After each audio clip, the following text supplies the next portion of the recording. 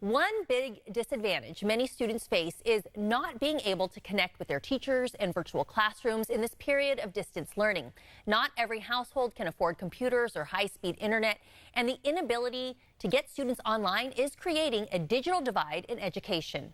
California School Boards Association Chief Information Officer Troy Flint joins us now to tell us exactly how the digital divide is impacting students and educators. Troy, how widespread is the issue of broadband access in our state and particularly here in the Sacramento region? The digital divide is tremendously widespread. Over 20% of households in California don't have access to the internet. And that doesn't even include the number of households that have internet access, but their network is not operating at speeds that are sufficient to support distance learning. Here in Sacramento, that number is a little bit lower than the state average just because it's the rural areas that have the biggest digital divide. But we also see in our metropolitan areas that include the urban parts of cities as well as the suburban rings that you have many areas where the networks have not been upgraded. Those are called underserved areas. So we have the underserved areas as well as unserved areas which have no network access at all.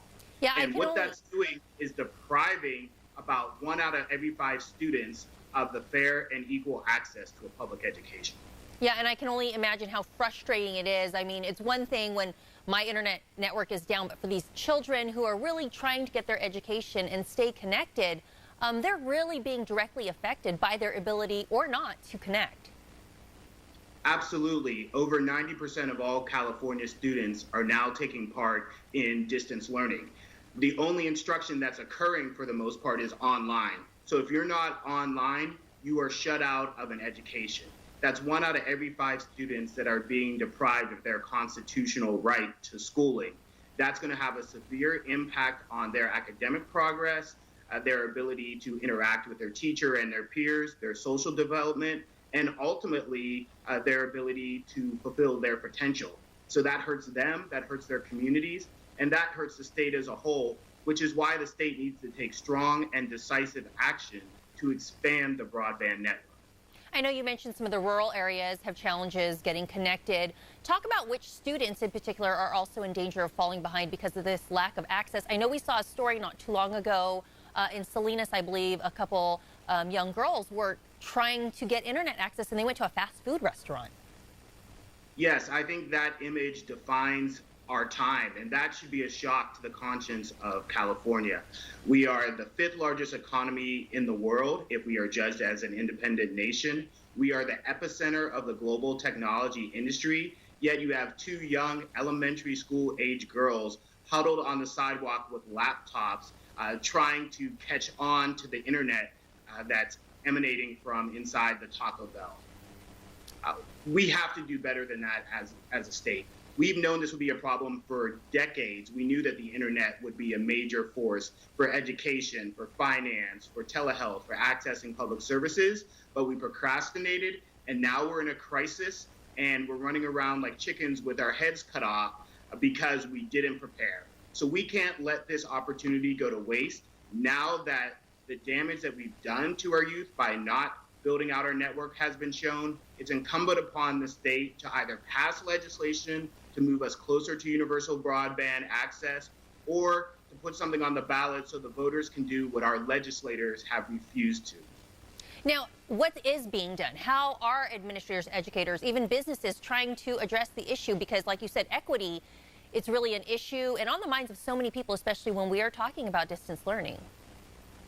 Absolutely. You have the rural students who are on the wrong side of the equity divide. You have low-income students, and disproportionately, you have Black and brown students who are impacted by this. But also, you have students across the spectrum. So schools are trying to be resourceful. Some are partnering with ISPs to get discounted offers to their families that don't have internet access. But that's not sufficient. We need a comprehensive plan. Some other schools are doing things like putting hotspots on buses and parking those in areas with no access or with weak networks.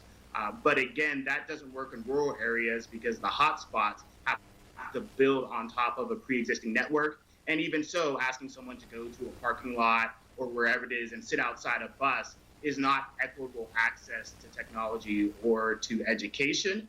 So the state needs to push toward universal broadband access. Many other states and countries have done this.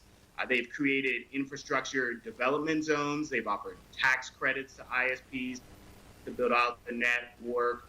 They have special funds like we used back in the day to make sure that everyone had telephone access. If you grew up in the 80s or 90s, it was unthinkable pretty much that someone wouldn't have a telephone.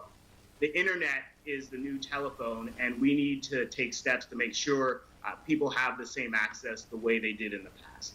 So I think it's interesting that you mentioned in other states, even other countries, they're figuring out ways to make it available to everyone. So there is a solution. We just need to take those next steps.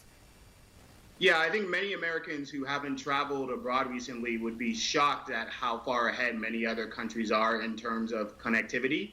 And many other states, which are not as wealthy and are not at the core of the technology industry like California, have done a better job about finding methods to build out their infrastructure. Conversely, here in California, we had two bills, a pair of bills that were in the legislature this year that would have significantly expanded broadband access, and they didn't even get a floor hearing, let alone fail a vote.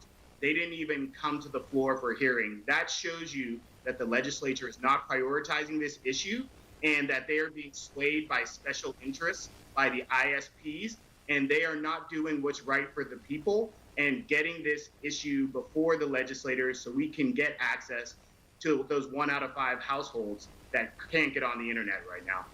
All right, Troy Flynn, thanks so much for sharing so much great information on this topic. You can visit the California School Boards Association website at csba.org.